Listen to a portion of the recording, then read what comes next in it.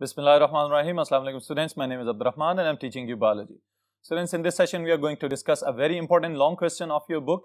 It is about the thyroid gland. Thyroid gland की क्या क्या secretions हैं, किस तरह से इसको stimulate किया जाता है और फिर इसके साथ ही साथ hyperthyroidism और hypothyroidism के क्या क्या अलामात हैं, इनकी डिटेल्स बोर्ड पे देखते हैं।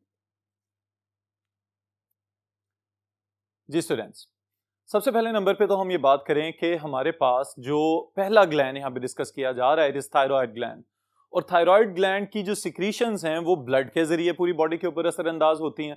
तो इसका मतलब ये हुआ कि it is an endocrine gland. Alright, so thyroid gland is the first endocrine gland जो हम डिस्कस करने जा रहे हैं अभी।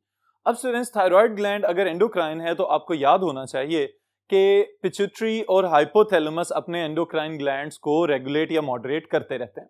अब यहाँ पे समझने वाली बात यह है कि जो थायराइड ग्लैंड है, सबसे पहले आपको इसकी पोजीशन का पता होना चाहिए। आपकी गर्दन के ऊपर वाले हिस्से में आपके वॉइस बॉक्स के बिल्कुल नीचे एक गदूद अल्लाह ताला ने अटैच कर दिया हुआ है जिसके दो लोब्स हैं। अगर हम इसको सीधा करके देखें तो हम यूं कहते हैं कि it looks like a butterfly. ये तितली नुमा जो ग्लैंड अटैच हुआ है, एक इसका राइट साइड का लोब कहलाएगा, एक इसका लेफ्ट साइड का लोब कहलाएगा, और वो कनेक्टिव टिश्यू जिसकी वजह से ये जुड़ा हुआ है आपस में उसको हम कहते हैं इस्थमस। अब स्टूडेंट्स, ये तो हो गई इसकी शक्ल और इसकी पोजीशन।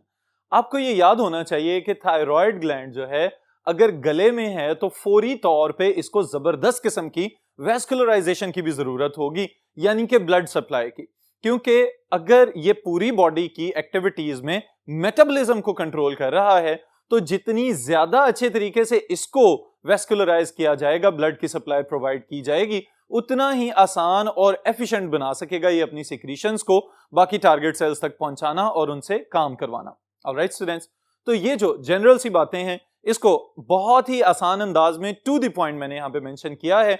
आप लोग इन पॉइंट्स को फॉलो करते जाइएगा, आपको समझ भी आएगी और साथ साथ लिख भी लीजिएगा ताकि आपको लॉन्ग क्वेश्चन की तरतीब भी याद रह जाए।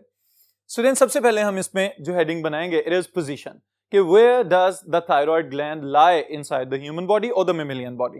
So it is situated below the larynx. Larynx क्या है? आपका वॉइस बॉक्स जहां से हमारी ये आवाज पैदा हो रही है। ऑलराइट, फिर उसके साथ ही साथ मॉर्फोलॉजी जो शक्ल है इसकी अगर हम बात करें तो it has two lobes, right lobe and the left lobe connected by isthmus, अभी जो मैंने आपके सामने एक्सप्लेन किया।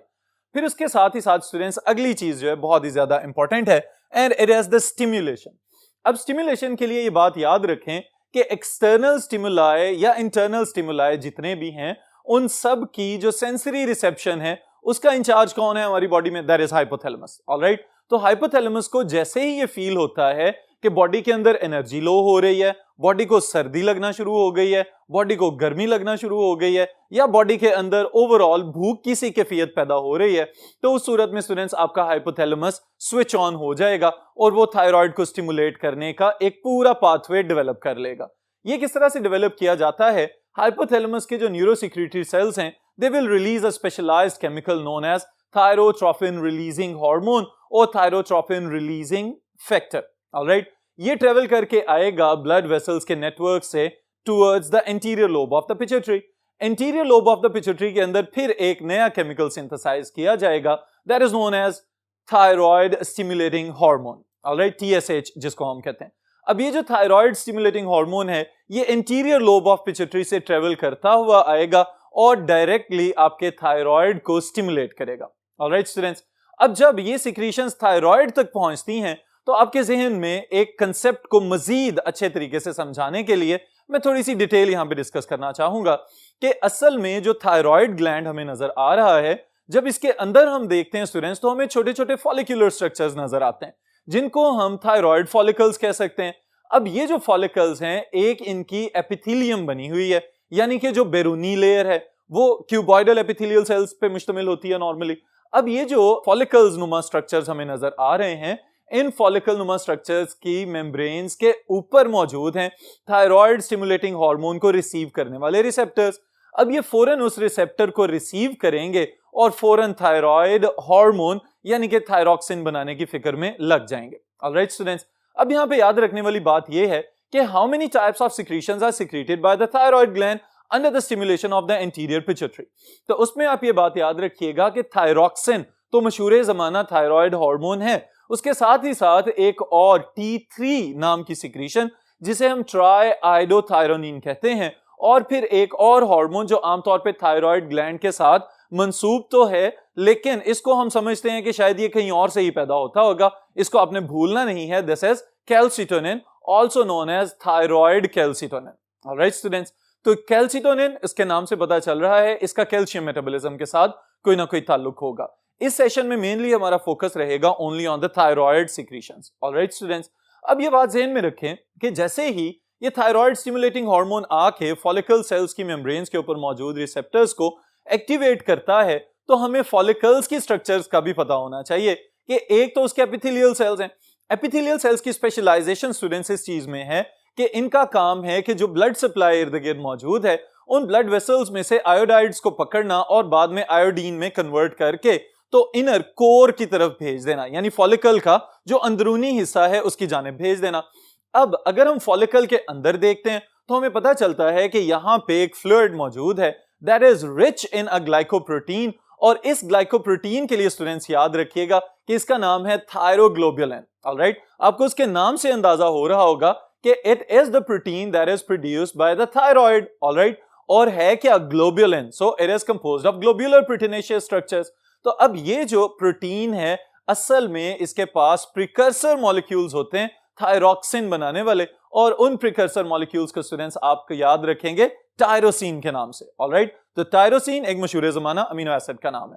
अब ये जो टायरोसिन है इसका बनाना या इसका अवेलेबल बनाना ही असल काम है टायरोसिन की प्रोडक्शन के लिए। अब टायरोसिन जैसे ही अवेलेबल होता है, बाहर से ब्लड में से क्या निकाला जा रहा है? आयोडीन निकाला जा रहा है। तो उस आयोडीन को इस टायरोसिन के साथ मिला के तो ये जो दो सिक्रीशंस जिनको हम T3 और T4 कहते हैं, तो इस पहेली को भी अगर हम सुलझाना चाहें तो आपके लिए कंसेप्चुअली बहुत आसान अंदाज में एक्सप्लेन करूंगा ताकि आपको ये याद रखना भी आसान हो जाए। जी स्टूडेंट्स, T3 और T4 के नाम की जो सिक्रीशंस हैं असल में ये किस तरह से बन रही हैं इसको भी समझ लीजिए कि पहले नंबर पे हमारे पास टायरोसिन है और एक आयोडाइड अगर इसके साथ या आयोडीन इसके साथ कंबाइन हो रहा है तो हम इसको कहेंगे कि दिस इज मोनोआयोडोटायरोसिन। ऑलराइट, अब ये जो मोनोआयोडोटायरोसिन बना है इसका मतलब क्या है कि एक टायरोसिन अमीनो एसिड है इसके पास और इसके पास एक ही आयोडीन अटैच हुआ है। लेकिन समटाइम्स ये भी देखा जाता है कि एक टायरोसिन के साथ दो आयोडीन्स अटैच हो जाएं तो उसको हम क्या कहेंगे? डाईआयोडोटायरोसिन। ऑलराइट, अब ये दो प्रिकर्सर मॉलिक्यूल्स बन जाने के साथ ही अब कॉम्बिनेशंस याद रखना आपके लिए बहुत ही आसान हो जाएगा। किस तरह से आप इसको याद रख सकते हैं स्टूडेंट्स कि देखें, एक MIT यानी कि मोनोआयोडोटायरोसिन और एक DIT यानी कि डाईआयोडोटायरोसिन जब कंबाइन होंगे तो मोनो प्लस डाई ये क्या हो गया? ट्राईआयोडोथायरोनिन मॉलिक्यूल आपका बन जाएगा, that is known as T3। Alright, और इसी तरह से अगर DIT combines with a DIT, diiodotyrosine combines with a diiodotyrosine, it becomes T4, that is generally known as thyroxine or tetraiodothyronine. Alright students, तो ये बन गई आपकी secretions. This is the general physiology that is going on within the thyroid gland. Alright, अब ये जो secretion बनी है इसने बहुत सारे अहम काम आपकी बॉडी के अंदर संभाले हुए हैं, जिसमें से सबसे पहली चीज आप ये याद रखेंगे कि ये हार्मोन बन तो हमारी बॉडी के अंदर शुरू से ही रहा है, जब से आप पैदा हुए हैं तब से ही एक्टिव हो चुका हुआ है और कंटिन्यूअसली इसकी सिक्रीशन सिक्रीट होती चली जाती है हमारी बॉडी में। लेकिन अहम तरीन हिस्सा ये है कि वो कौन से आपकी पूरी लाइफ के अंदर वो लाइफ स्पैन या वो ड्यूरेशंस हैं कि जब इसकी सिक्रीशन मैक्सिमम होती है। तो उसमें स्टूडेंट्स पहला हिस्सा तो ये याद रखें कि इसका काम ग्रोथ को भी साथ साथ रेगुलेट करवाना है। तो आपकी रैपिड ग्रोथ फेज या रैपिड ग्रोथ पीरियड्स जो है लाइफ के, उनके अंदर इसकी सिक्रीशन मैक्सिमम हो जाएगी, हाई एक्टिविटी शो कर रहा होगा ये ग्लैंड उस वक्त। फिर उसके साथ ही साथ इन प्रेग्नेंट फीमेल्स प्रेगनेंसी के दौरान इसकी सिक्रीशन बढ़ सकती है, और तो और ये भी देखा गया है कि साथ ही साथ सेक्सुअल मैच्योरेशन या स्ट्रेस सिचुएशंस के अंदर भी इसकी सिक्रीशन में इजाफा हो जाता है। तो these are the durations when the thyroids they show highest activity throughout the life of the humans or the mammals. All right students, फिर उसके बाद जो जनरल फंक्शंस आपने याद रखने हैं बहुत ही इंपॉर्टेंट है स्टूडेंट्स, टू द पॉइंट मैंने यहाँ पे लिखे हुए हैं, लेकिन आपके समझने के लिए इंतहाई अहम चीजें हैं। आप कंसेप्ट भी इसमें से ग्रैब कीजिए और फिर साथ ही साथ ये भी देख लें कि आपने लिखने किस तरह से हैं।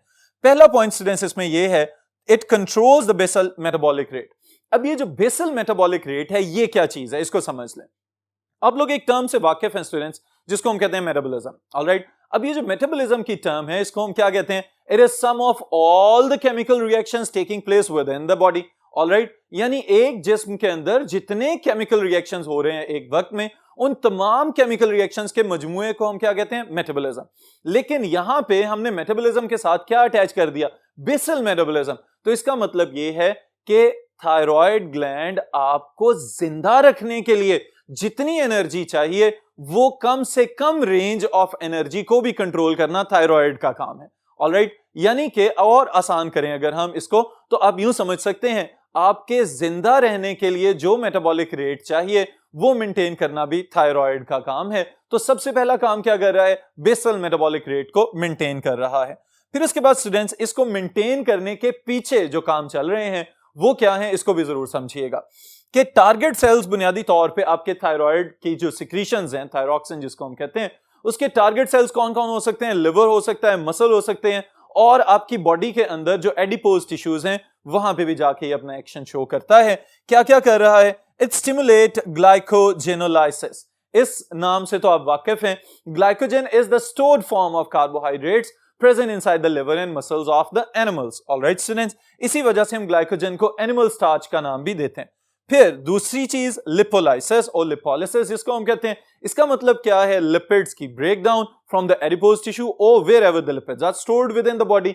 जब आपको एनर्जी की जरूरत है या हीट की जरूरत है और आपके पास फूड का इनटेक नहीं चल रहा, तो जो आपके रिजर्व्स लिपिड्स की फॉर्म में है उनको तोड़ के और वहां से एक काम किया जाएगा, that is known as gluconeogenesis. Alright, gluconeogenesis क्या है? नए कार्बोहाइड्रेट्स बनाना, नए ग्लूकोज मॉलिक्यूल्स बनाना, और फिर उन ग्लूकोज मॉलिक्यूल्स को भी बनाने का मकसद क्या है कि बाद में इनको रेस्पिरेटरी एक्टिविटी में शंट किया जाएगा और फिर उसके बाद इनको तोड़ के इनमें से एटीपीज बनाए जाएंगे और फिर एटीपीज को तोड़ के हीट एनर्जी पैदा की जाएगी। अगर स्टिमुलस कोल्ड था तो इस हीट की वजह से आप नेगेटिव फीडबैक के थ्रू अपनी बॉडी के टेम्परेचर को फौरन कंट्रोल करना शुरू कर देंगे। Alright students, so act in conjunction with STH for growth. अब ये भी पॉइंट बहुत इंपॉर्टेंट है और समझने से ताल्लुक रखता है कि अगर somatotrophic hormone that is coming from pituitary ये भी ग्रोथ कंट्रोल कर रहा है और थायराइड भी ग्रोथ कंट्रोल कर रहा है, तो क्या दोनों मिलकर जो ग्रोथ का काम करवा रहे हैं बॉडी के अंदर वो एक ही जैसा है? तो कोई एक ही हार्मोन ये काम करवा लेता। तो स्टूडेंट्स ये बात याद रखिएगा कि यहां पे एक बहुत बारीक सा डिफरेंस है इन दोनों की ग्रोथ को कंट्रोल करने के अमल के दौरान।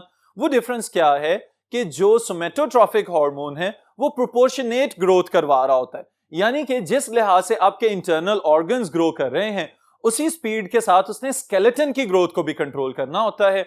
ऑन द अदर साइड जब हम खाली थायराइड की बात करते हैं तो इसका मेन फोकस होता है to control the growth of the skeleton. Alright, bones वगैरह के अंदर कैल्शियम डिपोजिशन और उसकी स्ट्रेंथनिंग और उसकी ग्रोथ को रेगुलेट करवाना असल में इसका काम है। और फिर बाज़ औक़ात ये भी देखा गया है कि thyroxine has an important role in erythropoiesis. और एरिथ्रोपोएसिस क्या होता है?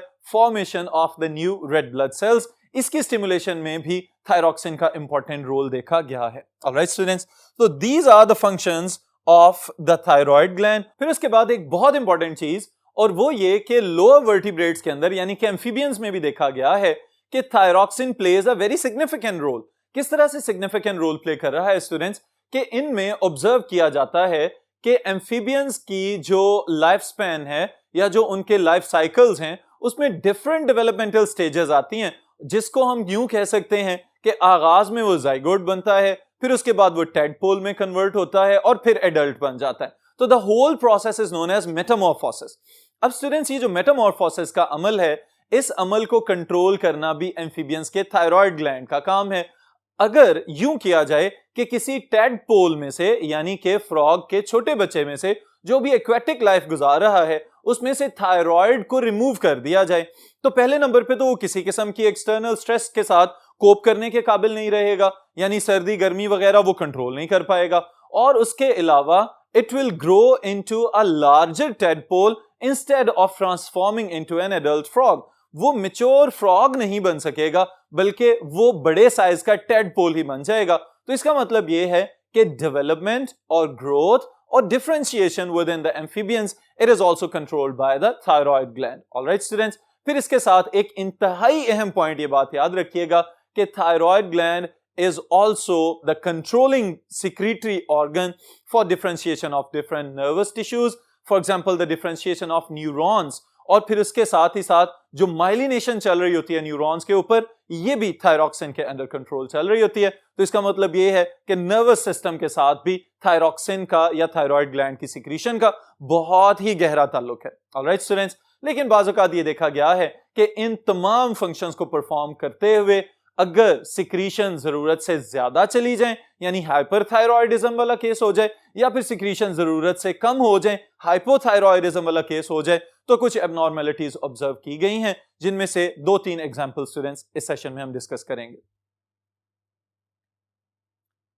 जी स्टूडेंट्स, जो एग्जांपल्स हम डिस्कस करने जा रहे हैं इसमें से जो पहली चीज हम डिस्कस करेंगे that is about the excess secretion of the thyroid. Alright, यानी कि अगर थायराइड जरूरत से ज्यादा सिक्रीशंस पैदा कर रहा है तो उस सूरत में सबसे पहले तो ये याद रखें कि उस कंडीशन को हम क्या कहेंगे, हाइपरथायरॉयडिज्म, या समटाइम्स इसको थायरोटॉक्सिकोसिस भी कहा जाता है कि जरूरत से ज्यादा थायराइड पैदा हो गया और वो नुकसान की जानिब जाना शुरू हो गया बजाय इसके कि उससे फायदा हो। तो उसके लिए जो पहली बीमारी स्टूडेंट्स हम डिस्कस करेंगे it is Graves disease. Graves disease is an auto immune disorder. इसका मतलब क्या है कि आपका अपना ही इम्यून सिस्टम अपने ही टिश्यूज के खिलाफ खास किस्म की एंटीबॉडीज बनाना शुरू कर देता है।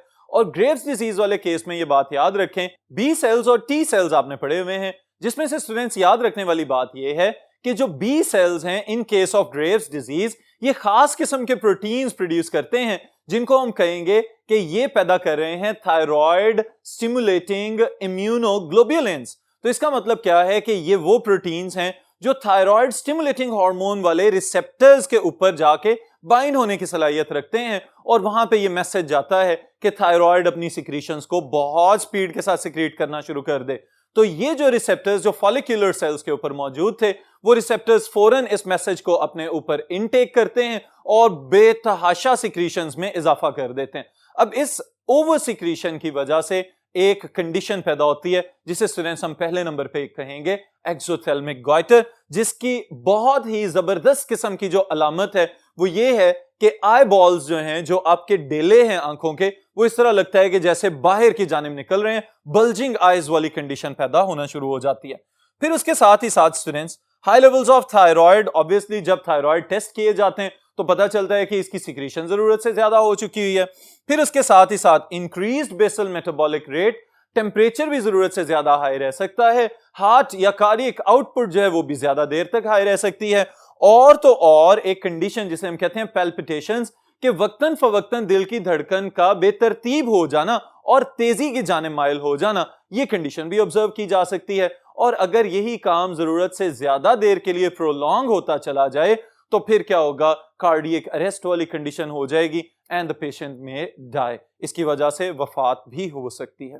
ऑलराइट स्टूडेंट्स, फिर इसके साथ ही साथ अगर हम डेफिशिएंसी की जानिब चलें जिसे हम हाइपोथायरॉयडिज्म कहेंगे, यानी कि थायराइड की सिक्रीशन में कमी आना शुरू हो जाना, तो इसके लिए स्टूडेंट्स 2 केसेस हम डिस्कस करने जा रहे हैं यहाँ पे। The first one is congenital deficiency. पैदाइशी तौर पे बचपन से ही अगर थायराइड की सिक्रीशन में कमी हो जाती है तो उस कंडीशन को हम कहेंगे क्रेटिनिज्म। ऑलराइट स्टूडेंट्स, और क्रेटिनिज्म की बुनियादी तौर पे पहचान क्या है, लैक ऑफ द थायरॉक्सिन, के थायरॉक्सिन की कंसंट्रेशन में बहुत ही नुमाया कमी देखी जा सकती है। फिर उसके साथ ही साथ अलामात जिसकी बुनियाद पे आप पहचानेंगे कि these are the symptoms of the cretinism, उसमें क्या नोट किया गया है, एबनॉर्मल डेवलपमेंट ऑफ इंडिविजुअल। सबसे पहली चीज यही कि ग्रोथ और मेटाबॉलिज्म और differentiation of the nervous system, ये सारे बेसिक काम चूंकि थायरॉक्सिन करवा रहा है तो इसका मतलब है कि ये सारे फंक्शंस मुतासिर होंगे और इसी की वजह से ओवरऑल डेवलपमेंट खराबी की जानिब जाना शुरू हो जाएगी। फिर उसके अलावा स्टूडेंट्स जो नेक्स्ट अलामात हम याद रखेंगे, स्मॉल स्टेचर यानी कि हाइट का, कद का छोटे रह जाना, ये भी ऑब्जर्व किया जा सकता है। कोर्स स्कैंटी हेयर, इसका क्या मतलब है कि बाल बहुत कम हैं, खुरदरे हैं, रफ हैं और सर की जिल्द नजर आ सकती है बालों के अंदर से, इस तरह की कंडीशन हो सकती है। Thick yellowish scaly skin, rough किस्म की स्किन होगी जो कि पेल या येलोइश कलर की नजर आ सकती है। और तो और fail to develop sexually, no sexual development यानी कि इमेच्योर सेक्सुअलिटी इनके अंदर ऑब्जर्व की जा सकती है। फिर उसके बाद स्टूडेंट सेकंड केस जो हमने डिस्कस करना है वो ये है कि अगर थोड़ा वक्त गुजरने के बाद यानी कि इन्फेंसी को क्रॉस करने के बाद अगर ऐसी कंडीशन हो कि थायराइड की सिक्रीशंस में कमी होती चली जाए तो फिर क्या देखा जा सकता है कि गॉइटर या मिक्सोडेमा, दो कंडीशंस हम यहां पे बात करने जा रहे हैं दोनों की। पहले नंबर में गॉइटर जिसे आप उर्फे आम में गिल्लड़ के नाम से जानते हैं, और ये मशहूर जमाना बात है स्टूडेंट्स कि आयोडाइज्ड सॉल्ट इस्तेमाल करें अपनी खुराक के अंदर ताकि आयोडीन की जो आपकी डाइट के अंदर अगर कमी है तो उसको ये नमक पूरा करना शुरू कर देता है। आयोडीन की कमी की वजह से थायराइड की ओवरऑल सिक्रीशंस कम होना शुरू हो जाएंगी, और जब हाइपोथायरॉयडिज्म की बात करेंगे तो इसका मतलब ये होगा स्टूडेंट्स कि अब बॉडी के वो तमाम फंक्शंस जो थायराइड कंट्रोल कर रहा था वो ठीक तरीके से मुकम्मल नहीं किए जा सकेंगे। ऑलराइट, फिर इसमें क्या देखा जा सकता है, स्वेलिंग ऑफ नेक यानी गर्दन के अगले हिस्से में एक बड़ा उभार बनता हुआ नजर आए जिसे हम गिल्लड़ कहते हैं। और फिर उसके साथ ही साथ मिक्सोडेमा वाली कंडीशन में क्या नजर आ सकता है, deposition of excess fat, increased weight, puffiness of hands and skin, पिलपिला हो जाना या फूले हुए नजर आना जल्द का चेहरे के ऊपर और हाथों के ऊपर खास तौर पे, bodily and mental processes are retarded. तो इन तमाम अलामात का मतलब क्या है कि this person should start the intake of iodine, या आप अपनी नॉर्मल डाइट में अगर आयोडाइज्ड सॉल्ट इस्तेमाल करेंगे तो इन बहुत सारी बीमारियों से और इन अलामात से अपने आप को भी बचाएं, दूसरों को भी इसकी तरगीब दें। फिर इंशाअल्लाह ताला बकिया सिक्रीशंस जो हैं वो नेक्स्ट सेशन में डिस्कस करेंगे।